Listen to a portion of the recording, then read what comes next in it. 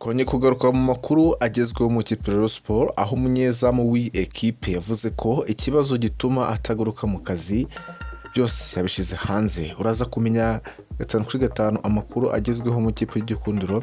Yavuga to munsi yo video hari ijambo subscribe ubundi dushyikire kugira ngo ujye ubana natwe mu biganiro bitandukanye tuzatudura umunsi ku munsi. Twanzika ingingo imwe kwindi tudaca ku ruhande. Uyu munsi turi buze kuganira ku ngingo ziremereye cyane. Umunyezamu w'umugande ufatira ikipe Rayonsports tamale yavuze ko impamvu atagaruka mu kazi ari imvune yagize ategereje ko ibanza ikamera neza. Ni nyuma y'inkuru zimaze iminsi mu tangazamakuru zivuga ko uyu mukinnyi na bagenzi be bakomoka muri Uganda Charles Bare na Joachim Ojera banze kugaruka ndetse ngo basubukure imyitozo na bagenzi babo bitegura imikino yo kwishura ya shampiyona ya 2024-2023 izatangira kuri uyu munsi kwa gatanu bakina na Gasogi United aho rwambikanye gusa saa 12 kuri Pele Stadium.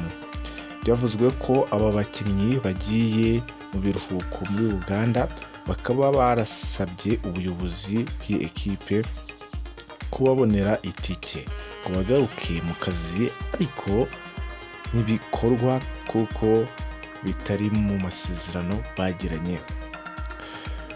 Abinyujije ku rukuta rwe rwa Twitter, tamale yavuze ko impamvu atagaruka mu kazi ari imvune yagize umukino wa APR FC wabaye tariki ya 29 Ukwakira 2023 agakomeza kwikiniraho. Tamale yakomeje avuga ko yagize ikibazo gikomeye mu ivi ndetse yanyuze mu baganga batandukanye birangira byanze bakamubwira ko agomba kubagwa. Ibi byatunguye bamwe mu bayobozi b'ikipe Rayonsports aho bari bazi ko tamale ari muzima. Ubu azi ngo ikipe Rayonsports iri kurindirwa n'uwe muzamu dore ko Adolphe Hakizimana we yatandukanye ni ekipe.